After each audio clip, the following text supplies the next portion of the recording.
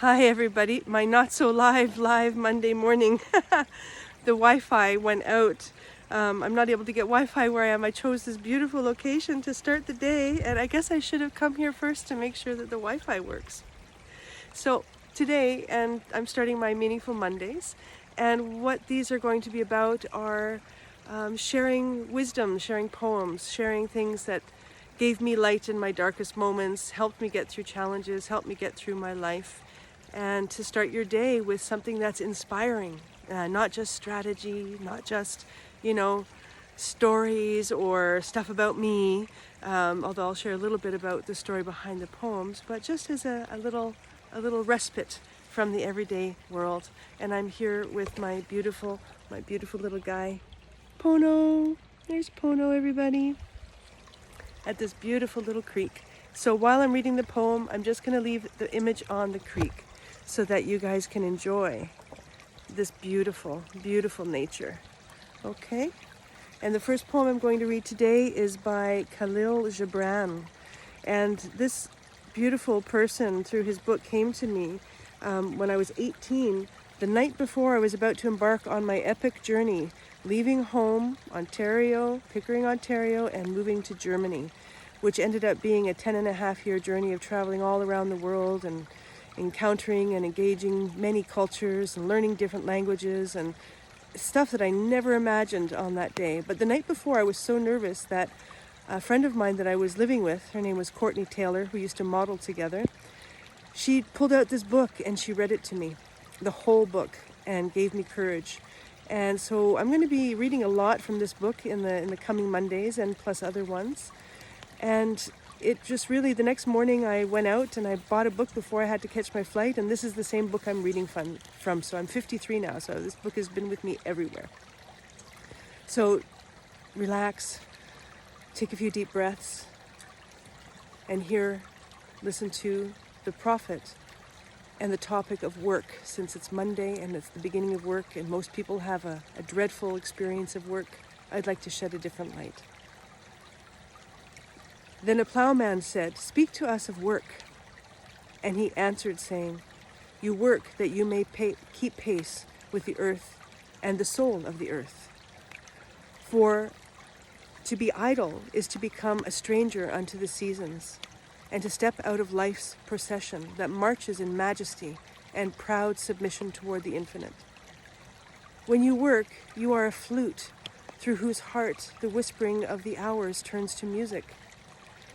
Which of you would be a reed, dumb and silent, when all else sings together in unison? Always you have been told that work is a curse and labor a misfortune. But I say to you that when you work, you fulfill a part of Earth's furthest dream, assigned to you when that dream was born.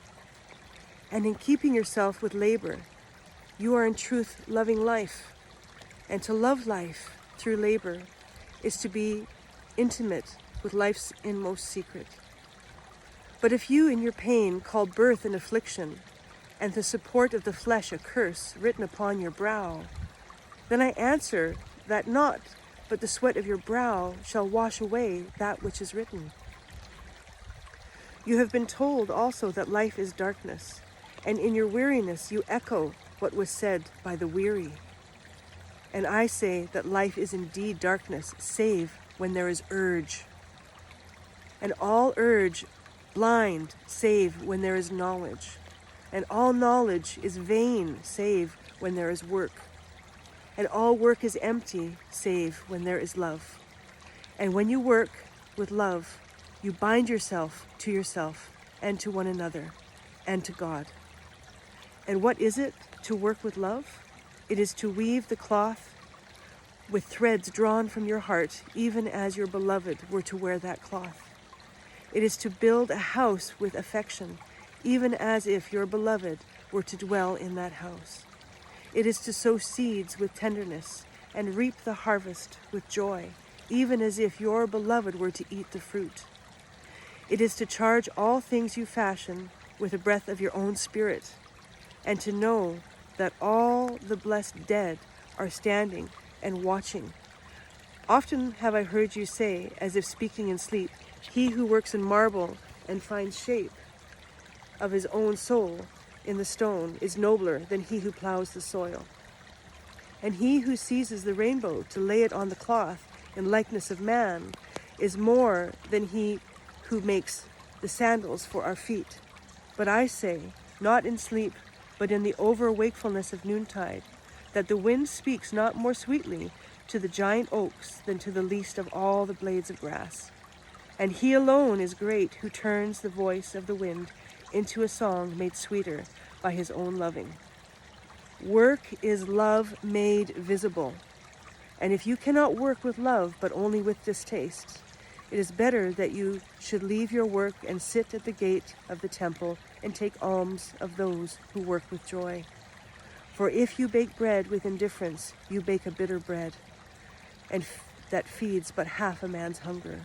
And if you grudge the crushing of the grapes, your grudge distills a poison in the wine. And if you sing through those angels, and love not the singing, you muffle man's ears to the voices of the day and the voices of the night. Let that sink in.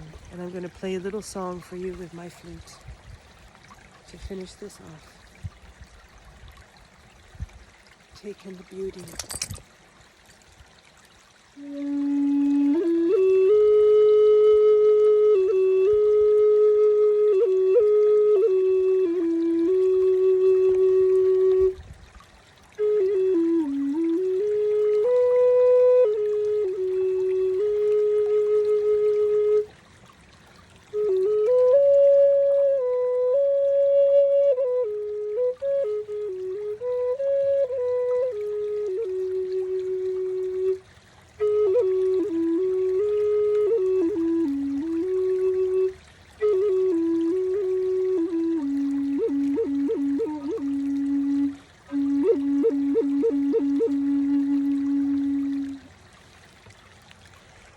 And with that, Pono and me wish you a beautiful day and a beautiful week, and that your work can be your love, and that your effort is your love. And with that mind shift, when I see that every effort I do is my love, it changes what I do, and then I do it with love. Okay, bless your day, bless your week, till next Monday. Bye, Pono.